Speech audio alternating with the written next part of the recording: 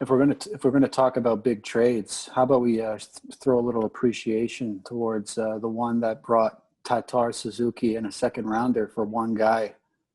I mean, honest to God.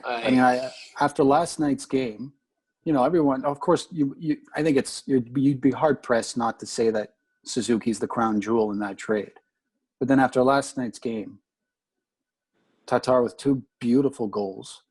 I mean, it's going to be heartbreaking if we can't keep him. And, I feel like that day might come sooner than we think, but incredible. Six straight 20-goal seasons. Boys. Yeah, that's right. You tweeted that out, Mike. Yeah. Come on. I mean, it's just – come on. Talk about asset management, I mean, just to bring those two guys in. And who was it that we drafted? Nordlander? I'm not sure if that's him. The defenseman? Is that the guy that we drafted with that? Yeah, I think it was. I think it was, yeah. Yeah, you're right. There's a lot of talk about his potential, and Jesus, yeah, slick work. I think Bergevin and Trevor Timmins have developed a really strong chemistry as managers here.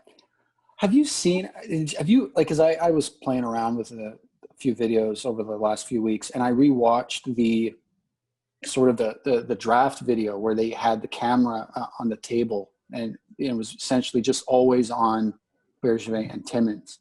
And if you watch it closely, it's like you were saying, Mike, those two guys, they can basically communicate without saying a word. It seems if you really watch the two of them working, they just kind of grunt, or they'll nod, or they'll just Bergevin will ask Timmins something, and Timmins will just make a face, and Bergevin's like, okay, yeah, got it. And it's just, I think you're right. I think there's something to that. You know what I mean? Mm-hmm. I mean, it could just be my obsession with Bergevin. I was watching a little too much of that stuff, but you watch it, and it's honestly, I think it's two of the best executives in the league. And the proof is in the pudding. I'm not just saying that. You just look at these trades, and anyway, I'm so with you, and it was really hard to convince people that prior to this. But I've thought there was one thing I wanted to bring up tonight when we were chatting, and for sure. And it's not to toot our own horns here. Let's get that out of the way. We're all, objective people, and what has done that, or us being objective this whole time, wasn't just being Bergevin lovers and going everything he does, we love it. It was none of that. We've been with this guy and his management style, his philosophy for years now, and it's. I think it's why we all found each other. That's how we met, really. Yeah. And I think Mike and I started our stuff right around the same time, and somehow managed to get together. But it's nice to see it all kind of coming together, how we were not just hoping, but really kind of foreseeing as well. Be able to see what he's doing, and knowing the direction in which he's planning to go. And it looks great. I mean, it looked great then. Now it's all coming together. But at the same time, we still have a ton of assets. We have, I think, 14 draft picks in the next draft, and how many prospects? It's really come together with him. And did you guys think we were going to start this season the way we with the players that we have now? No. Even after play-ins, we hoped Tyler Toffoli would come. We hoped Joel Edmondson would come. We hoped that we would get a backup goalie, and here we are. We have everything. We have all of our future still right there ahead of us. I thought for sure we were going to deal with one more year of what we've been dealing with the last 3 to 4. I think the whole time my mindset was on 2021, 22. Mm-hmm. And I think it probably would have been if we didn't get wildly lucky with, the one of few positives to come out of this pandemic bullshit in terms of the Montreal Canadiens, is that we ended up getting a chance to be in the playoffs, made the best of it. And I think it really did click into Bergevin's head. I don't need to wait another year to really not go all in, but kind of show my cards a little bit. And then he saw what the team was made of, even the young guys. And then it's impressive what he pulled off. And I definitely don't think we would have had this roster if it wasn't for that opportunity that we wouldn't have had otherwise. And it was amazing too with the trade deadline day that had passed just before the play-ins as well too.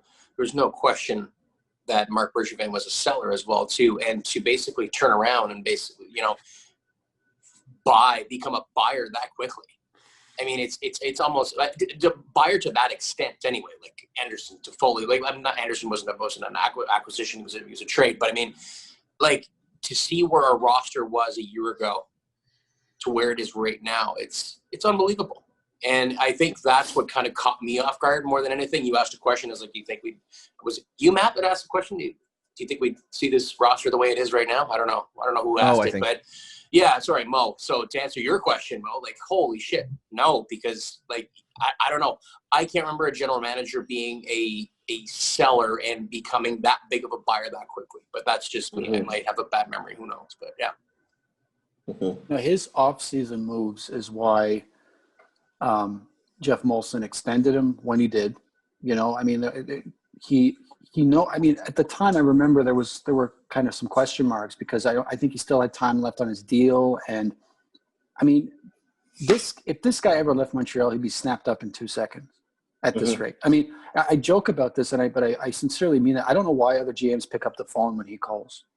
Like, I don't know why. Why would they pick up the phone? I mean, you just, at the rate that he's making these deals, and it's incredible. And I'd also like to add, two of the biggest, arguably off-season moves were free agent signings, right? Toffoli and Corey Perry. I mean, not a huge move, but still, free agency. And, we always talk about how tough it is to convince guys to come here. And, I think he managed to do that with these guys. And I think that speaks volumes. Like anyone, you could say anyone can make a trade, right? But you're basically dealing with, the GMs of the other team, et cetera. But when you manage to convince two players to come to play in Montreal, I mean, that's pretty much all you at that point, right? You being the general manager. I mean, you have to do the selling. And, I just think that overall we're starting to see, I keep saying this, and it's true. You're not going to – the only leverage a general manager has in this league is time. That's it. It's time. Like, you got to give them time to do what they think is best for the team, because they're not going to get it all done in one off season. They're not going to necessarily get it done in two, right? And especially if – and I think we could all agree that a huge part of rebuilding or resetting or whatever you want to call it is through the draft. Christ, how long does that take? I mean, take years, because you got to – have the draft picks to do it. You've got to, hope you suck just enough to get a high draft pick, but not too much that the fan base will turn on you and players will give up. It's this weird balance you have to strike, and it takes time. And, look at the team we've had. I mean, have we had this strong of a team on paper in the last 20 years? I don't think so. I don't think it's been close, quite frankly. Well, even during this retool, if you want to call it that, for the last 2 years, I mean, a lot of people would say our team last year was not competitive, but I believe we didn't get a true impression of the team that we had. But the year before, hell, what was it, 1 point that we missed the playoffs by? I mean, we've had a competitive team for 2 of the 3 years that we've been in this retool. And so a lot of people were shitting all over Bergevin, saying, it's a rebuild. No, it's not a rebuild. He wasn't trying to sink the team to sell off all the assets and, bury contracts or anything like that. He actually did what he said. He kept a competitive team, and he went and accumulated all these assets. And at the same time, we were still competitive. So, and another thing, we also convinced Joel Edmondson to come, because he was bold enough to send a pick to Carolina a few days before free agency, and convince him within a couple of days that this is the place you need to be. And he signed with us. So he's doing a fantastic job. And I mean, anybody that wants to shit over him still hasn't gotten over a certain trade. So. Yeah.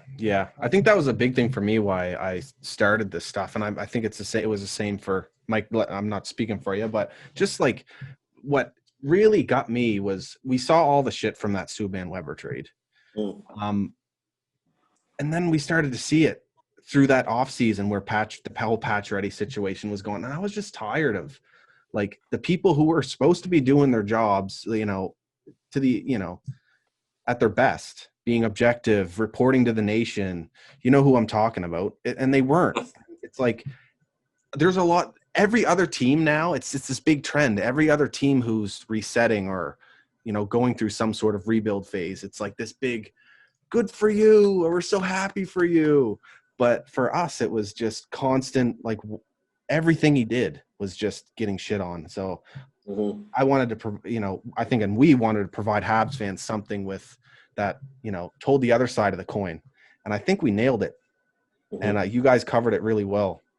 Another point, if we actually did what everybody was calling for, a true rebuild, no Carey Price, no Jeff Petrie, no Shea Weber, pretty much the core of our back end, we wouldn't have the team we have now if we traded off those assets. And that rebuild would have taken a whole lot longer than what this took. So yeah, and it was his trades really that helped us stay competitive. Not only did his trades help us stay competitive while he was doing all the drafting in the background, but there's a few trades in there that it was for young players as well that are going to be with the team for a long amount of time. Like even going back to Jeff Petrie, like as much as that was a trade for right now, back in, you know, 2011 or 12 when we're hoping to go on a run, as much as it was for right now, it was for the long term too. And he says these things in his press conferences. You guys all know that. And he doesn't hide anything. Like what Mo said, he does what he says. He's been the most transparent general manager in the last 5 years. I mean, I've lost count on how many talk shows he's gone on, radio shows he's gone on. You can't, he puts himself out there and he takes he goes on to a certain station way more than I'd like. But when he does go on, he gets the most absurd questions imaginable, but they're basically questions you'd expect. Like if you were to poll the fan base, you know what I mean? And like the bowels of Twitter, and you were to say, give us questions, that's the type of questions he gets. And he answers them. Like he actually answers them. And it's like, sometimes he'll state the obvious, you know, he'll say something like, well, yeah, of course he's going to say that. What only an idiot wouldn't understand that answer. And other times, you know, he's really honest. Like he'll say, yeah, we were in on that guy. Like who's to say we weren't on? Like I remember one time he's like, yeah, we were in on Duchesne. Of course we were. Well, what do you think? Yeah, he just didn't want to come. And when he does those things, you should, I mean, if whether it's on television or it's on the radio, you can tell that the hosts or whoever's interviewing are just kind of stunned into silence because it's like, I think now maybe it's a little different because they've seen enough of his recent interviews that they know he's going to, but he just tells it like it is. He was on the French show Antichambre a few years ago. Same deal. Like he was just like almost painfully honest with these guys.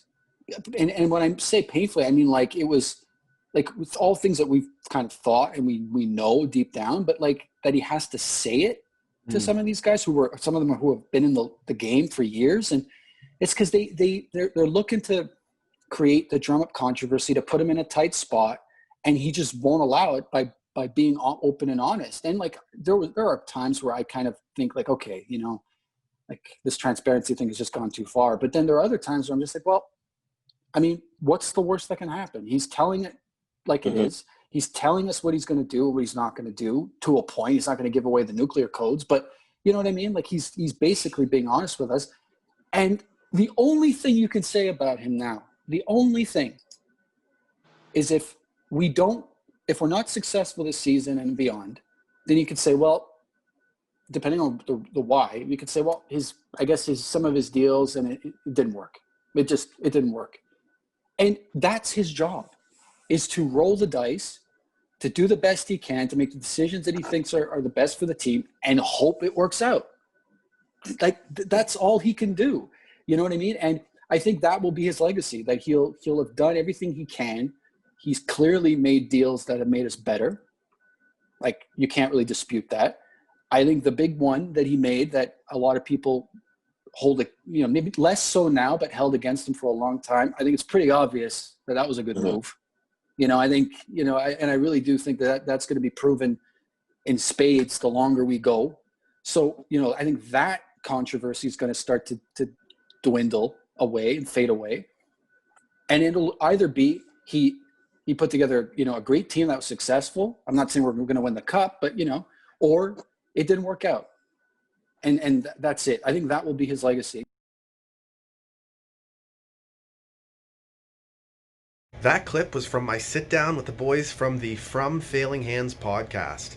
A link to their podcast is down in the description, and if you want to watch my full sit down with them, that link is down there as well.